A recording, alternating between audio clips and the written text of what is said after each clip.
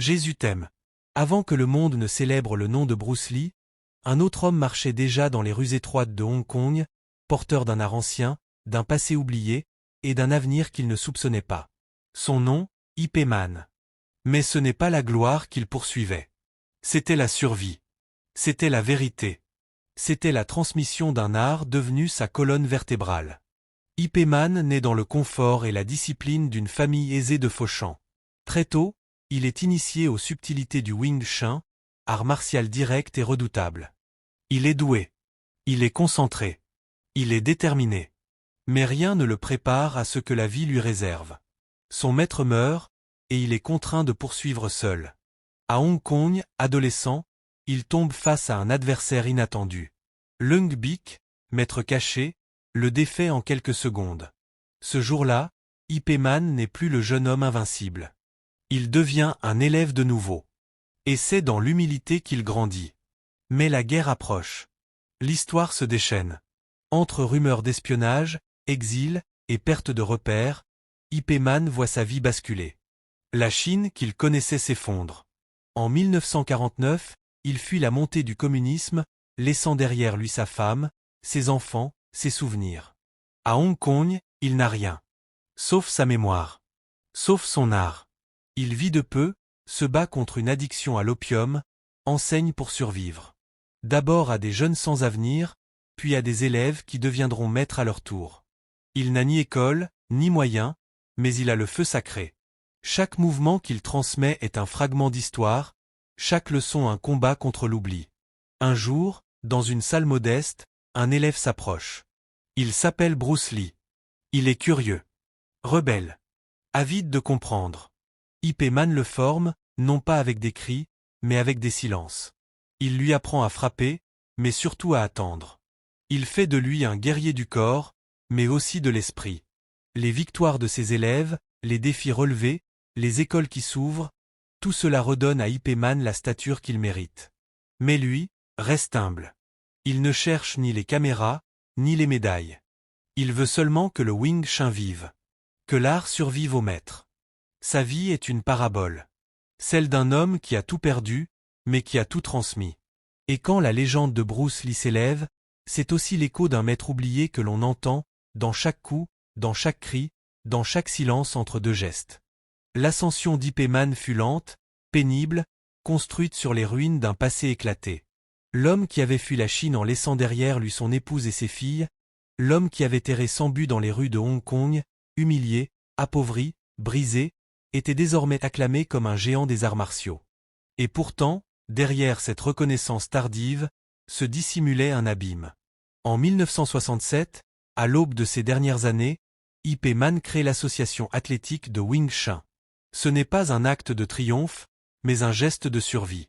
Rongé par une addiction ancienne à l'opium, cet homme que tout le monde regarde avec respect peine à tenir debout. Ses revenus sont précaires, et même s'il enseigne à des élèves plus riches, plus disciplinés, ses nuits sont hantées par la douleur, le manque et les fantômes du passé. Le grand maître, en vérité, est un homme blessé. Il a aimé deux femmes. La première, Chung Wing-sing, fut son ancrage, sa complice, sa tragédie. Séparé d'elle par la guerre et la révolution, il ne la reverra jamais. Elle meurt seule, loin de lui, emportée par un cancer. La seconde, une maîtresse venue de Shanghai, lui donne un fils mais ne connaît jamais vraiment le reste de sa famille. Ip Man n'aura jamais su concilier ses amours, pas plus qu'il n'a su guérir de ses deuils. Et puis il y a Bruce Lee. Ce garçon de 16 ans, venu le voir après une défaite contre un gang, avec la rage dans les yeux et le feu dans les poings. Entre eux naît un lien unique, presque mystique. Ip Man voit en Bruce un héritier spirituel. Bruce voit en Ip l'ombre d'un père. Ils s'amusent, ils se testent, ils rient, mais surtout, ils apprennent. C'est par Bruce que le nom d'Ip Man franchira les frontières. Mais c'est aussi par Bruce que le maître verra s'éloigner l'élève, car la gloire a ses exigences, et Bruce est un météore en marche. Vers la fin, Ip Man est entouré de ses trois fils Ip Chun, Ip Ching et Ip Sui, tous dévoués à sa mémoire, tous élèves de son article. Mais malgré cette famille réunie, quelque chose manque. Peut-être est-ce la voix de son épouse disparue. Peut-être est-ce la paix intérieure. Peut-être est-ce simplement trop tard.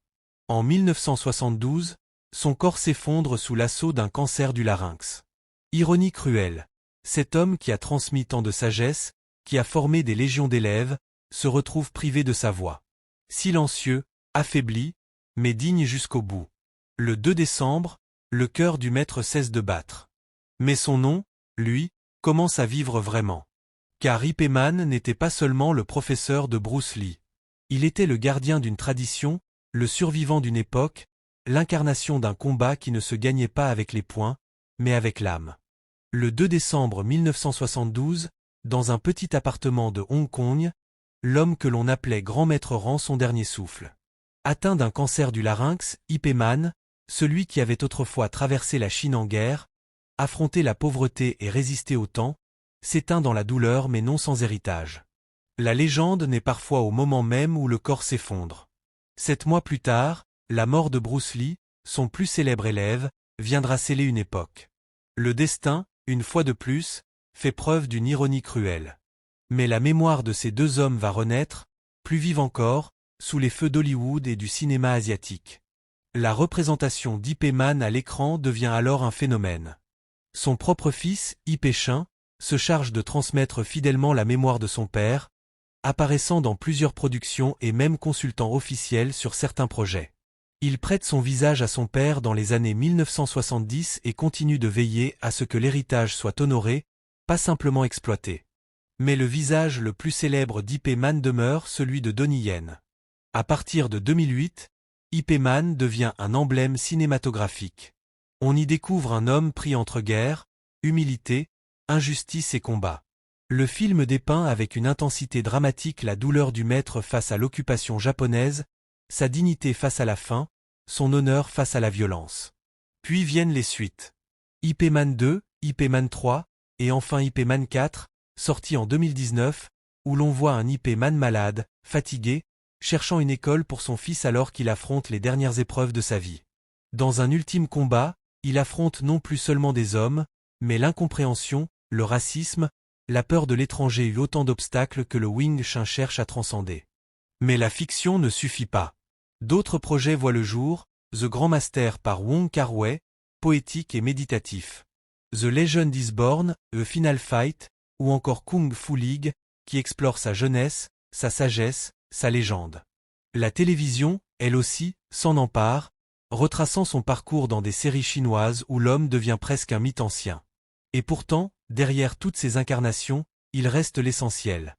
La vérité d'un homme simple, profondément humain, marqué par l'exil, la douleur, la perte. Un homme qui a su transformer son art en refuge, et sa douleur en transmission. Grâce à lui, le Wing Chun a franchi les océans. Grâce à lui, Bruce Lee est devenu le dragon. Grâce à lui, des millions de pratiquants à travers le monde cherchent encore aujourd'hui à atteindre non seulement la perfection du geste, mais aussi la sagesse de l'esprit. Ip Man n'est pas seulement une figure de cinéma.